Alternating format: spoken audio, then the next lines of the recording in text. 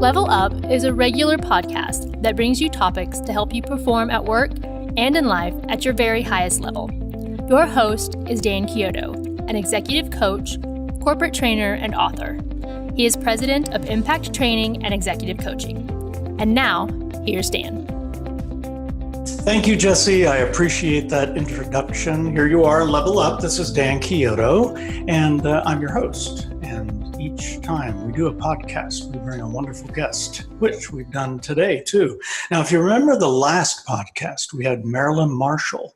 We spent 2 sessions on positivism, and she talked about positivism in terms of how young does that start? And so that was a good podcast to listen to that. But beyond positivism, I think of another word that begins with P, and that is peak performance. How do we get into peak performance? And today we're going to take it to that level and also talk about a relentless approach. And I'll explain that a little later. You know, we talk about coming to Level Up because this is the place to go when you want to grow. And today we're going to really notch it up and bring it up many levels. My guest today is an author and is a trainer and is an online coach and a podcaster, entrepreneur, and he's 21 years old. So this is really special. And he has a relentless mission to help other people be their best, to be healthy, to be fit, and to realize their vision of success. To tell you a little more about him, it actually started with an experience of being bullied.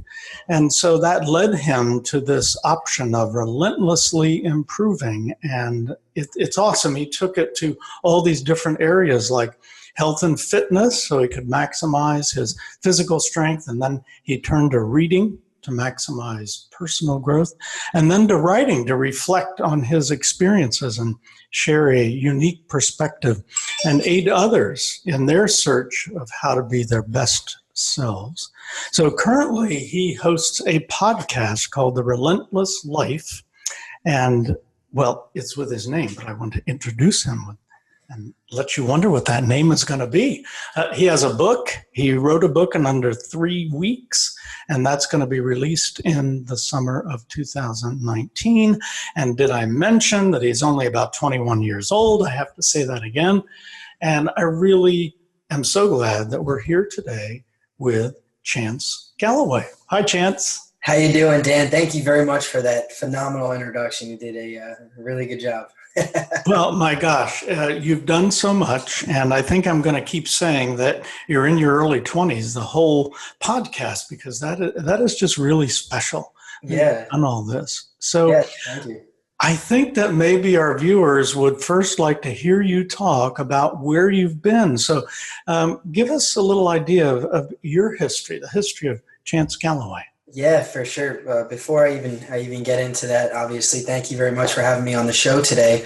But it's being a podcaster myself. This is a very unique experience because I'm always on your end of the mic interviewing other people. So this is like I said, a unique and just really cool experience. But for me, it all started. I was born in southern New Jersey, Washington Township, New Jersey, and very close to my family. It's me, my younger sister. She's 3 years younger than me, and my mom and my dad. And we always had a very tight bond. And, you know, since the time like I said, I was just a child, we've always been that way. We moved down to my story really started when I was down in Florida. I don't remember much before then, up in New Jersey. But we moved down to Southwest Florida. My father, he's been a contractor, a roofer his entire life since the time he's 19 years old. And he took my mother down to Naples, Florida for their anniversary back in 2005, I believe it was. And they fell in love with the area. They just, you know, he was thinking, why are we up in New Jersey when it's snowing, 4, 5, 6 months out of the year? It's just miserable. The people aren't as happy. So they decided to take us down on vacation. We came down again the year after, and we moved here in October of 2006 up in Port Charlotte, Inglewood, Florida, for anyone if you know that area. And that's where my story really began, was in a small town. I like I said, I grew up very tight, closely with my family, and we, every week we would go out on the boat. I grew up like an island boy, if you will, always in bare feet, no shirt on, just a happy kid. I truly did enjoy my childhood, and I will say, Dan, that I was I don't like to use the word lucky, but very blessed child to have a family that was together and people that loved me and showed me love. And I do believe that's why I'm on the path that I am at only 22 years old. I like to look at myself as I definitely am ahead of most people my age just because I see it, I'm around it. I'm about to graduate college, and yeah, that was 12 years ago. I was 10 years old when we moved here in 2006, and I had my ups and downs since then. In middle school was that was a big turning point for me. Middle school is a very challenging time for a lot of people. I was actually bullied. And this was a very hard and emotional time on me as well, I wasn't even a young man yet, but just turning 12, 13, 14 years old. I remember specific instances on the bus. I got stabbed in the back of in the back of my neck with a pencil. Someone choked me with a pair of earbuds. Um, People would spit on me. It was just not a very pleasant time, and that was something that was hard for me to overcome. And that's when the gym came into play, and that's when I was an avid runner. I would run 5Ks. I had to exert this anger and this energy in some way, some form, and that's when I found fitness, physical fitness, and health. And by the way, I forgot to mention, when I was 10 years old, I was actually diagnosed with a nut allergy. I'm allergic to all nuts. So since the time I'm 10, I would have to read the the nutritional label and the ingredients of everything that I consumed. So that brought a health conscious state of mind to me at a very, very young age, before most people even realize what they're eating is sometimes not good for them. So I had the health down. The bullying forced me to find the fitness aspect of things. And when I got into high school, I started weightlifting with the football team, and that's when things really started to take effect. People started turning their heads. They started respecting this kid. Whose chance? He's getting big. People even started saying I was taking steroids in high school, which of course I never did. Those circumstances truly molded me into who I am today.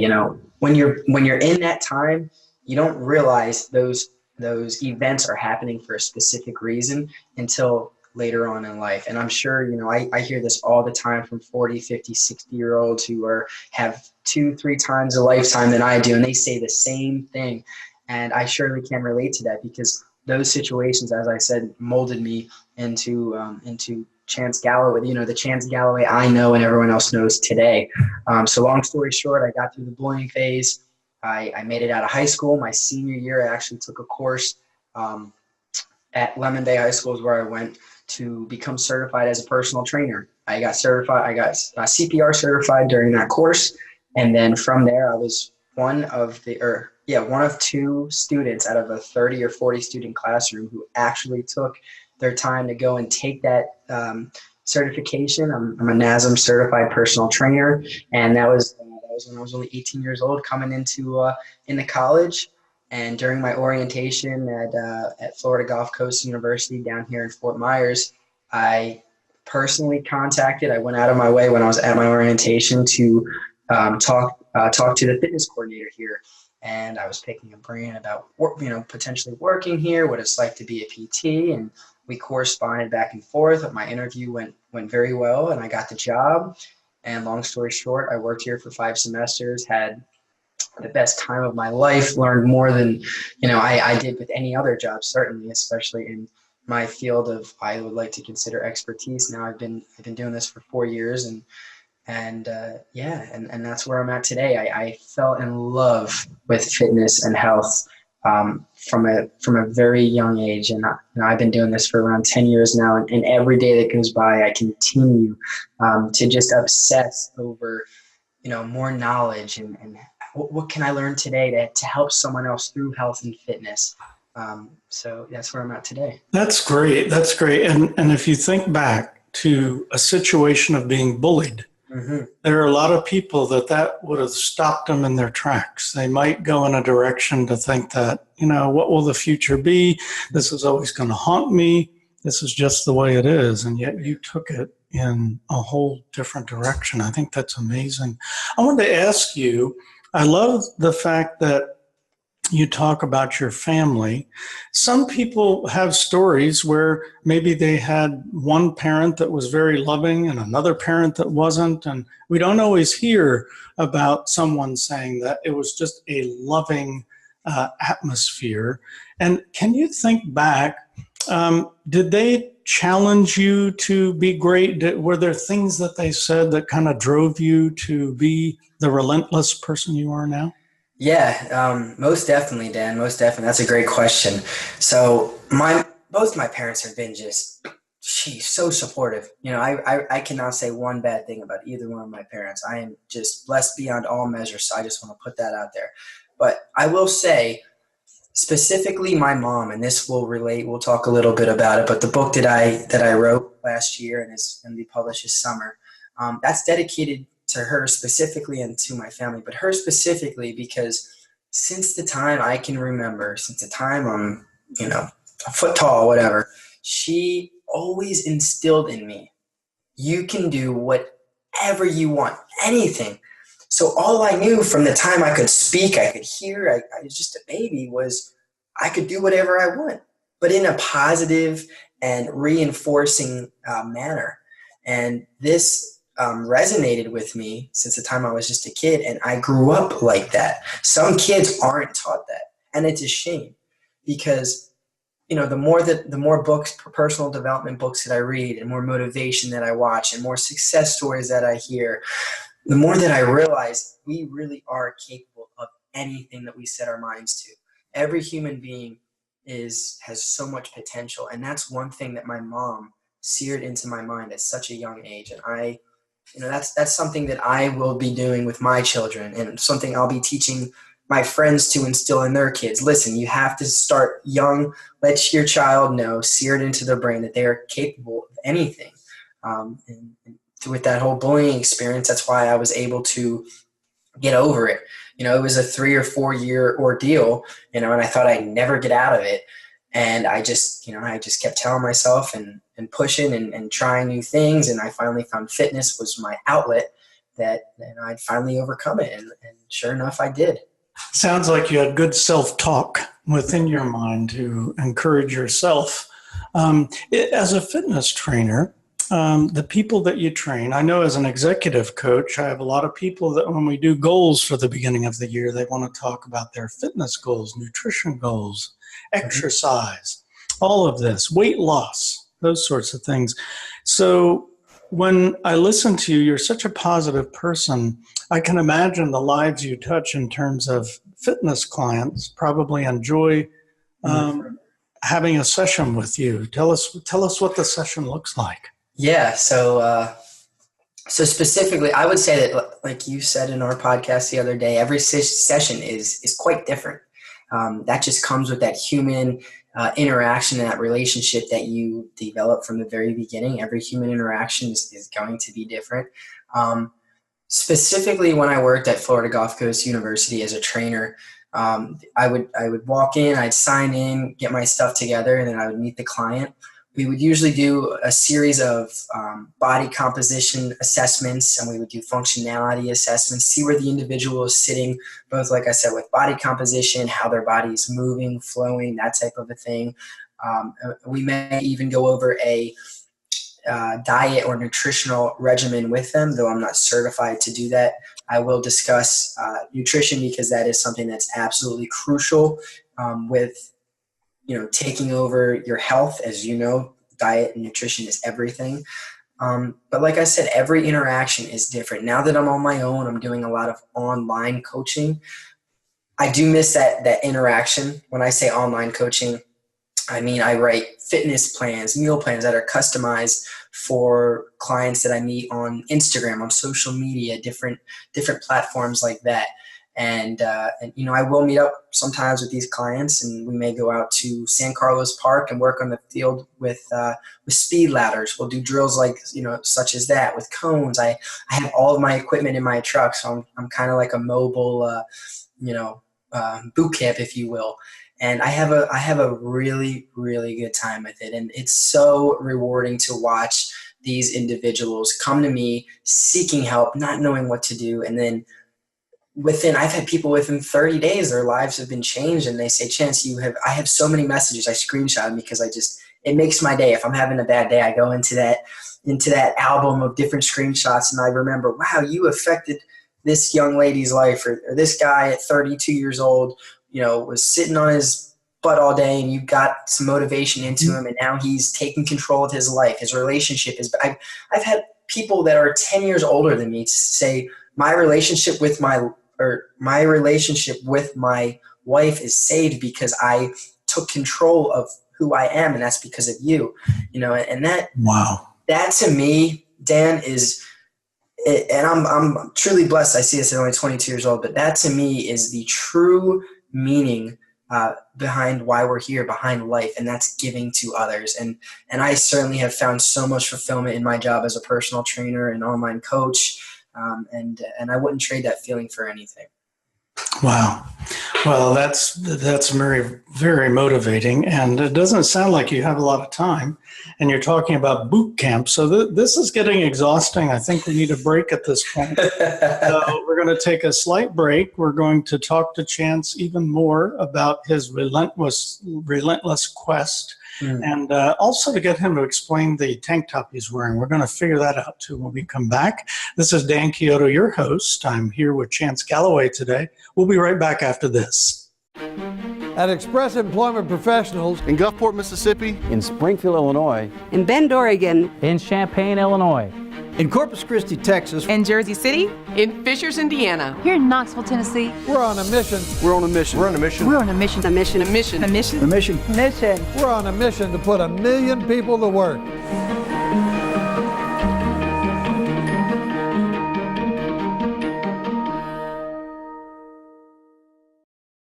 We are back, and we thank our sponsor very much for that. And we're back with Chance. So, okay, we're going to start with the tank top. You've got to explain the Titan Games. What's that all about? Oh, I'm so glad you asked. Wow, this shirt has not even just a shirt, but this name, the Titan Games, has truly just shifted my mindset into high gear. And for those of you that don't know, I'm going to take a step back. About this time last year in 2018, about March 2018, I heard about this new upcoming athletic competition series on NBC. It's brand new with The Rock, right? Dwayne "The Rock" Johnson, that big name. You imagine it in Hollywood lights, and for me, he's been someone that I've always looked up to since the time I'm just a baby. My mom's been in love with him. You know, she may be a little crush on The Rock, but like I said, since the time I'm very young, I've always looked up to this man. And so when I heard about this show, both my mom and I were like, oh my gosh, you have to audition. So I submit a 2-minute tape. I have one of my buddies in my fraternity. He's a professional photographer. He takes a video of me, puts it together. And it was a good video, but it wasn't even anything special compared to some of the other audition videos that I had seen. So I'm saying, just give it a shot, you know, why not? And a few months later, I get an email from a casting director. I'm sitting at work, working for my dad's roofing company on my computer, and I'm reading this email, and he said, hey, Chance, hope you've been well. This is, you know, so-and-so with the Titan Games. And I'm reading this, my jaw dropped. And the thoughts going through my head were like, oh my gosh, this is huge. This is like one of the most important emails I've ever received. So as I'm going through this email, it says that the casting team here with NBC really, you know, loved your story, and we want to get to know you a little bit more. So we set up a Skype call. I Skyped the one casting director agent for about 25, 26 minutes. The interview went, you know, very well. And after that, they liked me after that interview. So there were steps here. It wasn't just like, oh, you're on, or oh, you made it to here. there were steps, and I kept passing and passing and passing. So they had wound up inviting me out to Los Angeles, fully paid plane ticket. It was a 3-day trip out to LA. First time I'd ever been on the West Coast. So that was pretty cool. I was over 2,000 miles away from home by myself. That was another first at only 21 years old. And not to mention, I'm getting a little off topic here, but not to mention, I actually caught the flu on the way out there. So So I'm out there for this 3-day, it was a combine. So they wanted to bring 101 athletes out there from actually all around the world, mostly the United States, but there was one from Russia, Ireland, Nigeria. There were people from everywhere. And they bring all these really, really phenomenal athletes with just inspiring, incredible stories to just this one location to compete and battle it out for a final spot on this new athletic competition series, NBC Titan Games with The Rock. And so I get out there. I actually flew out from the Caymans. They were going to fly me out from Tampa, but I was on vacation. So they went out of their way to spend a little extra to get me from the Caymans to Texas to Los Angeles. So on my way from that halfway mark, Texas, Dallas-Fort Worth airport to LA, I caught the flu. So I'm dropped off at the airport. Like I said, first time like by myself like that far away from home, and I'm sick. This is bad, Dan. I'm like, I was dizzy. I'm in LAX. That's such a big airport. I call my mom and I'm like, hey, Mom. I'm like, Mom, I'm sick. Like, I don't know what to do. I didn't hear anything from the casting agency. Like, what's up? Long story short, everything was fine. I found the van. They picked me up and took me to the hotel. We get to the hotel. They give us our room. I'm still sick. And the next there was 2 days of combine. They split the athletes up. It was like a 50 people on the Saturday, 50 on the Sunday. And what these 2 days included were just a bunch of different obstacles. I'm really not allowed to talk a whole lot about them, like what went on there, but it was just all physical testing. We had an interview and got to meet all these people. And that combine alone, Dan, would have been enough and satisfying enough for me to be like, wow, I was part of that. Like, right on. So about a month after that goes by, you don't know if you made it or not. And I'm waiting on a call. I'm finally back to school for my senior year, which now I'm about to graduate. This was back in August. And I get a call from the head of casting. I answer and I say, hey, how you doing? And he seemed kind of monotone. He wasn't excited, but he wasn't like letting me down. So I was a little confused and thrown off. And he said, unfortunately, you did make it to the final round of picking, but at the last minute, they took your name off of the final roster. He said, but they do want to bring you out as an alternate for the show. They like you enough to still bring you out. So I considered that a win. I said, wow, you bet. I'm still hanging on to this. I'm still in it. And, sure enough, I flew out there September 10th for filming, and my mom was right there with me. I consider my parents really my best friends. So it was really nice to have her there with me the whole time. She got to experience, going out to LA by the way, the very first time. She's only 53 at the time. And she's always wanted to be part of that Hollywood scene. And it's been a dream of hers since she's just a child.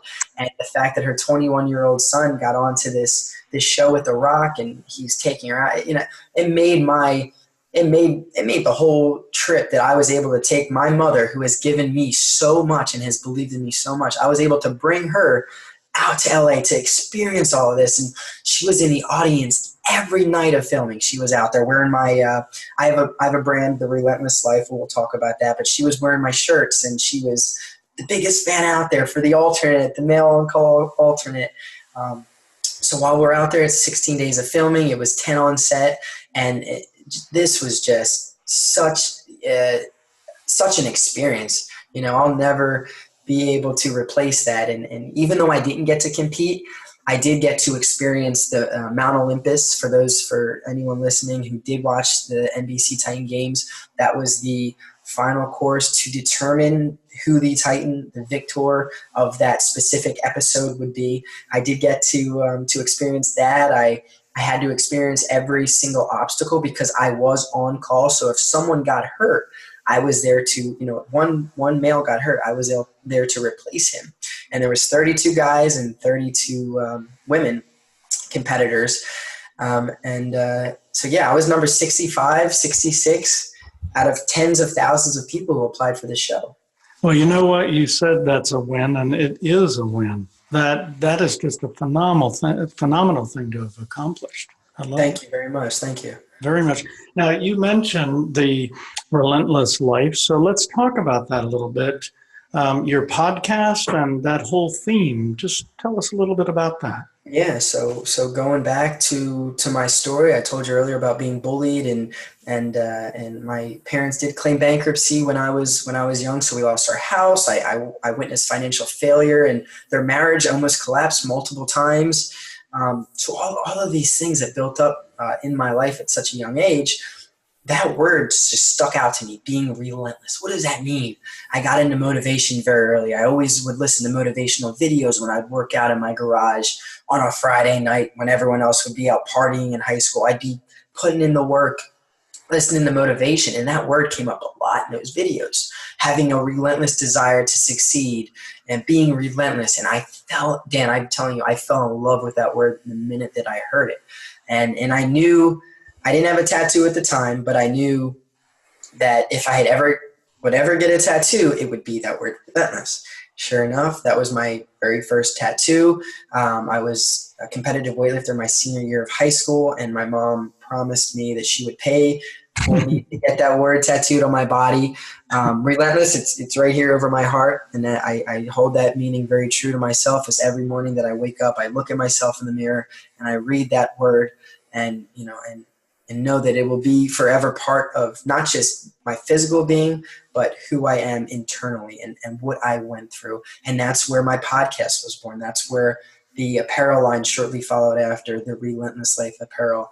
And now I am bringing on guests such as yourself, such as Ronnie Gupta, who was the first female engineer at Ford. We recorded an episode yesterday. And I'm bringing on all of these guests who have exemplified a relentless attitude or a relentless desire to succeed throughout life. Well, I'll tell you what, I was on your podcast, and I told you, again, I have to remind myself of your age, because the questions you asked were some of the best questions I've ever been asked. So I'm sure that some of the people you're interviewing, that they are finding that not only do they help you to be on the podcast, but if they feel like I did, you really helped me. At the end of that podcast, because of your questions and because of your energy and your relentless approach, it's just a good feeling at the end of that. So you've created something beautiful there. Wow. You talked about the fitness part, and then I think you said too, then you got into reading and then writing. And so talk a little bit about that pursuit and what you've learned there. Yeah, I'd love to. And thanks for saying that too about those questions. Like I said earlier, I'm just open-minded and I'm willing to learn as much as I can. And that comes from, I'm actually staring at the books right now behind my computer. That comes from those just about 25 to 30 books that I had endeavored into. There are still a few more that I need to read on my bookshelf, but within the last 365 days, I've really been dedicated to keeping my head into a book every single morning. I wake up, it's part of my morning routine. And I actually need to give a quick shout out, because there's one specific individual besides my mom who sparked the interest to who thinks to write their own book, right? And it's actually, I want to say the stat is somewhere in the 80 or 90% of people desire to write their own book. And this individual is Jordan Paris. He is only 21 years old. He's an author. He's a podcaster. And I look at this individual. He's actually 1 year younger than me. We share the same birthday of September 29th. Oh, wow. He's from Philadelphia. I'm from 20 minutes outside of Philadelphia, both huge Eagle fans. And we connected instantly. He actually designed my website, and he inspired me last summer. After he wrote his book, I was actually a podcast host on his show for the first 26 episodes on Growth Mindset University. Then we split ways. That's when the Relentless Life was born. And that's when I started my show. He continued with his show. And that's when I started to write that book. And I locked myself up in my buddy's He's one of my best friends. I was living with him at the time last summer in the room that I was living there. And for 17 days, I was just a maniac. I was on my computer, and any thought that was on my mind would just go to paper, and it wouldn't stop. Those thoughts just kept flowing and flowing and flowing. And that has been the most beautiful process, the most beautiful journey I've ever endeavored into, just because I found out who I am from the inside out, right? I was regurgitating these words and these things about myself that I had totally forgotten about. You just type, and I'm sure you can relate as well. It's beautiful because it's a type of journaling, but high-octane journaling, because now you're writing the book. And when you talk about just staying in one spot and focusing on that, you were at a session that I did recently at the university, and you'll have people ask about, how do you focus? I have trouble learning to focus. Well, you figured that out too. To be able to just say, this is the most important thing right now, dedicate yourself to it. So that's a very short period of time to write a book. Something else that when I listen to you, your podcaster that you met and working together, sharing the birthday, I think a lot of times we aren't looking out there to see what synergies could happen. Synchronicity, they call it, where it just happens at the right time and you meet someone and it's just perfect. You can help each other, which I should tell our viewers that this is what happened for us, really. You were in that audience, you came up, we connected, we're doing a podcast, I'm doing a podcast, and we're doing some great things together. And sometimes if all of our viewers would think about that, are you really tapping into what's out there? Are you really asking yourself, what does this experience mean to me? What could I learn from this? I think it could really be helpful, don't you? Absolutely, Dan. And that's what it's all about, is just helping others. Yeah. The other thing you said is you talked about being open-minded and learning as you go. And I know when I first connected with you in the audience, I thought, wow, his expression is really what you think about when you think about a sponge. I could just tell that you were thinking about things, and so that's exactly what happens with a partnership too. You both learn from each other so much, and to have that open mind to think about the fact that all that I think is true may not be true. I've got to listen. I've got to learn to listen to others. Right. That's important. That's exactly right. And you being, I'm not going to question your age, but you being a little bit older than I am, to be open-minded to listening to someone who is only 22. I mean, that blows my mind, because I try to put myself in that position, in my parents' position, or someone older looking down at someone who's half of my age, or whatever it may be.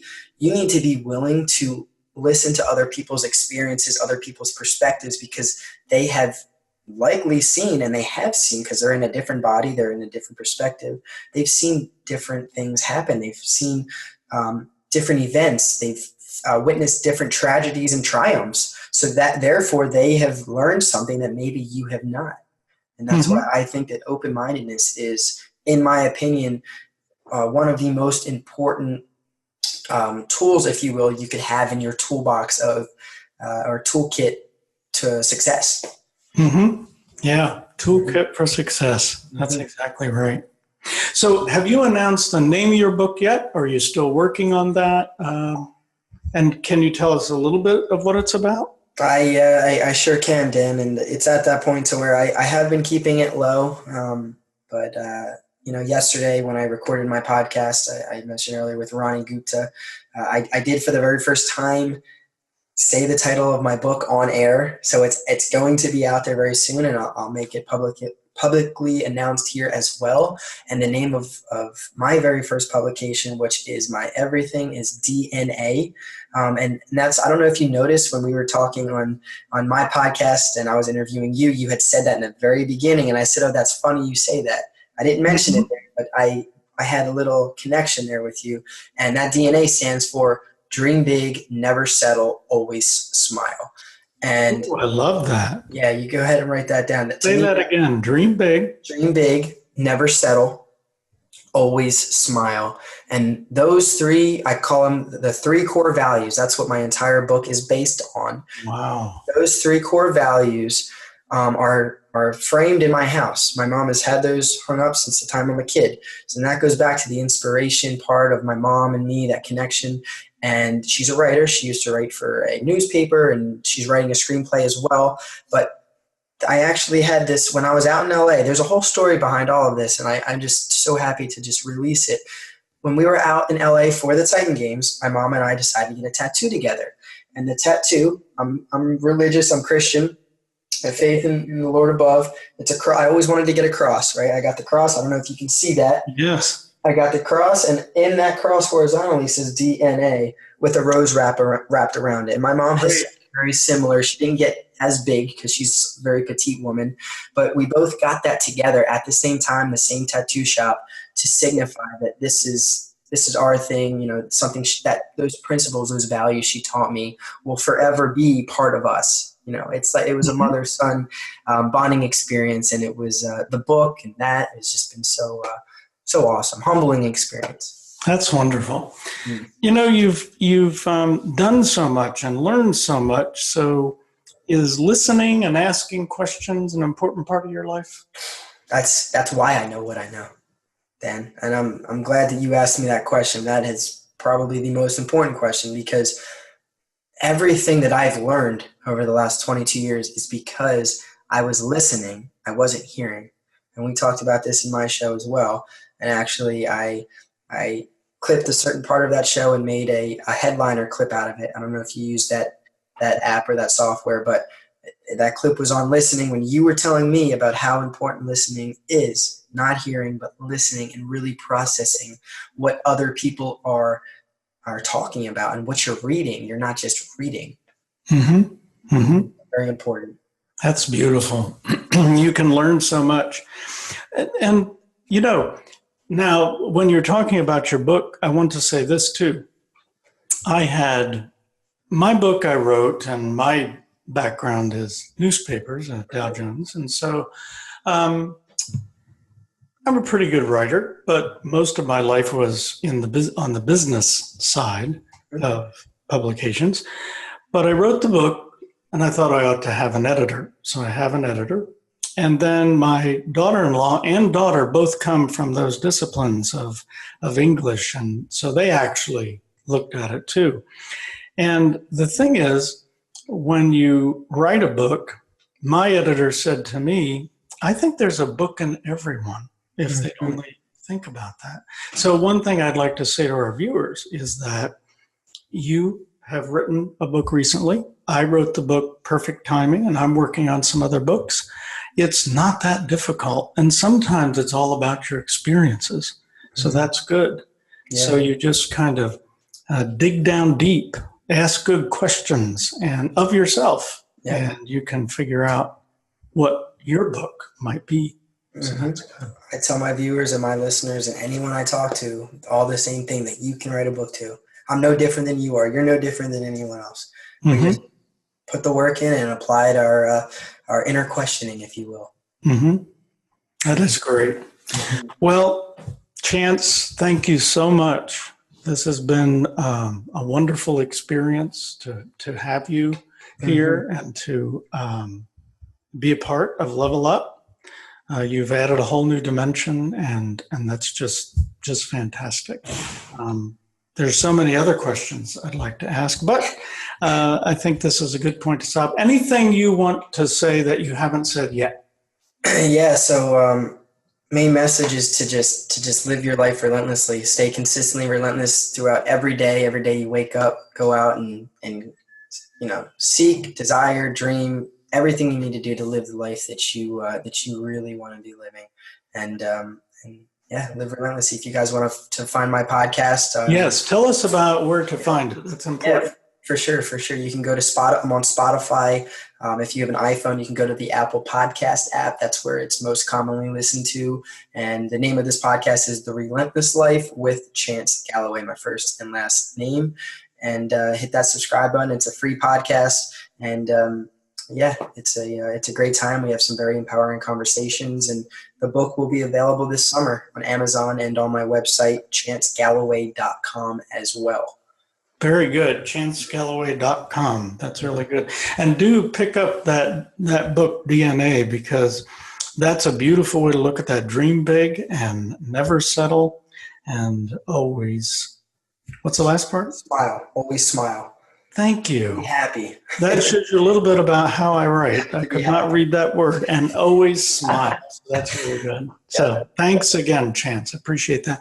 And also a salute to Storm Cloud Marketing, who puts this together each month. We thank them so very much. And you can now find our Level Up Radio podcast. I'm going to read this because Chance was so subtle about the fact that I'm just a little older than he is. I have to read this. SoundCloud, Stitcher, iTunes, and now Google Play is where we are. Feel free to contact me if you know someone that should be on Level Up, and I can be found at Dan Chiodo, CHIOD as in Dan, .net. That's my email. And then look for podcasts on impactbydan.com.